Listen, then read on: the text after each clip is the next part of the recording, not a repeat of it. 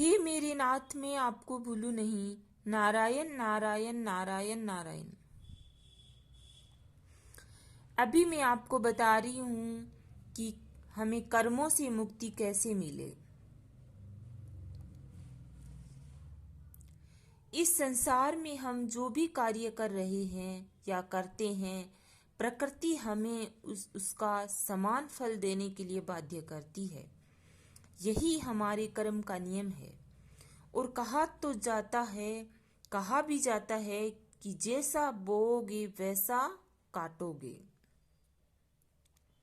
अर्थात हम जैसा कर्म करेंगे वैसा ही फल हमें मिलेगा। हमारे भौतिक कार्यों की तुलना बीजों से की जा सकती है। जब हम कोई कार्य करते हैं तो एक दृष्टि से हम कर्म रूपी पौधे का एक बीज बोते हैं, जो धीरे धीरे बड़ा होता है और उचित समय आने पर उसमें फल लगते हैं। कर्म तथा कर्म फलों की इस श्रृंखला में फंसकर हमें अपनी नियति को भोगने के लिए एक के बाद एक भौतिक शरीर ग्रहण करने के लिए बाध्य होना पड़ता है। परंतु श्री भगवान के दिव्य नामों के कीर्तन से हमें कर्मों से मुक्ति संभव है।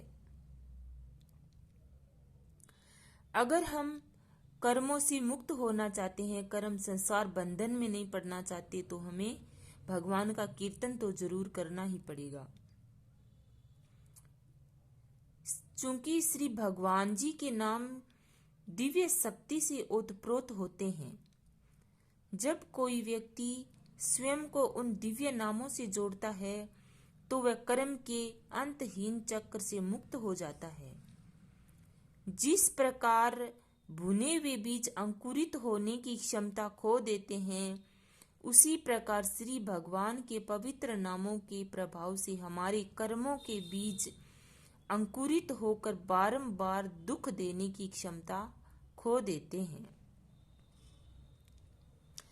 भगवान श्री कृष्ण सूर्य के समान है। सूर्य इतना शक्तिशाली है कि वह अपने संपर्क में आने वाली प्रत्येक वस्तु को शुद्ध कर देता है।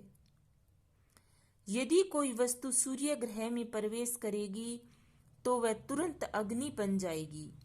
इसी प्रकार जब हमारी चेतना भगवान श्री कृष्ण के दिव्य नामों में प्रविष्ट हो जाती है तो उनकी अलौकिक शक्ति हमारे कर्म फलों को नष्ट करने लगती है। श्रीमद् भागवत के एक तात्पर्य में श्री शील सूद प्रभुपाद लिखते हैं कि हरि नाम आध्यात्मिक रूप से इतना शक्तिशाली है कि केवल हरि नाम लेने से व्यक्ति समस्त पाप कर्मों के फलों से मुक्त हो जाता है। हरे कृष्णा कृष्णा कृष्णा हरे हरे, हरे कृष्णा कृष्णा कृष्णा हरे हरे। केवल इस मंत्र का जाप करने से और भगवान के शरण होकर जप करने से हम संपूर्ण कर्मों से, कर्म बंधन से छूट जाते हैं और हमारा जो सुबह से लेकर रात तक जो कर्म होता है वो भगवान का भजन ही हो जाता है और भगवान के लिए होता है।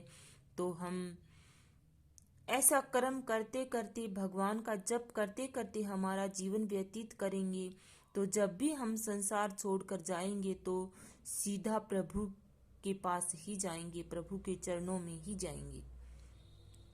तो हम किसी भी प्रकार के कर्म बंधन से नहीं बंधेंगे और हमें कर्मों से मुक्ति मिलेगी और साथ ही साथ हम आनंद रूपी जीवन जिएंगे और आनंद रूपी जीवन जीते जीते आगे भी हमें प्रभु के चरणों में जाकर आनंद ही मिलेगा।